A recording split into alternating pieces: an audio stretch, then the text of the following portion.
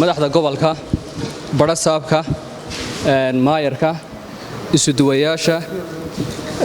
dhakhaatiirta iyo dhammaan bahda caafimaadka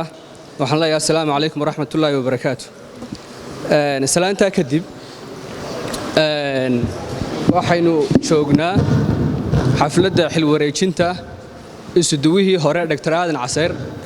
iyo isuduwaha cusub Dr. Maxamed Yuusuf waa maalin khayr leh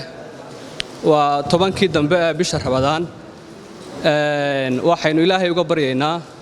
in isuduwihii hore ee tagayna Ilaahay u barakeeyo isuduwaha soo socdana Dr. Maxamed Yuusuf xilka culus ee loo magacaabay inuu Ilaahay isna u fudaydiyo waxa la magacaabay xilli uu dalka ka jiro coronavirus oo ah masiibada adduunka oo dhan saameysay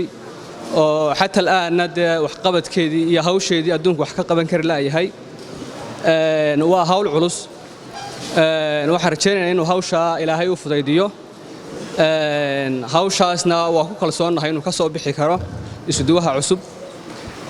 runtii waxaa halkan aan ka bogaadinayaa wasiirka wasaaradda horumarinta caafimaadka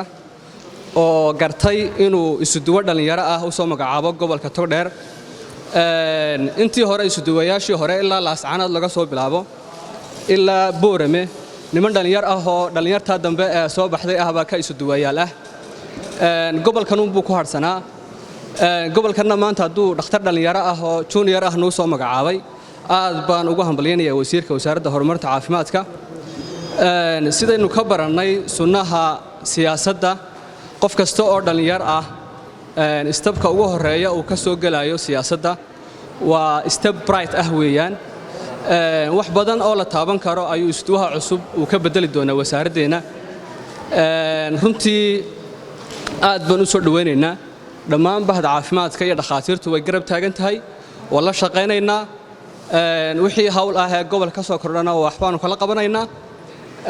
runtii maanta oo raxmad weyn gobolka ka daaday waxaan rajaynaynaa inay raxmadaasi maydho coronavirus iyo dhibaatooyinkii uu lahaaba inay maydho hawshaasna Ilaahay uu daadka raaciyo runtii isuduwaha cusub waa ku kalsoonahay soo dhawaad baan leenahay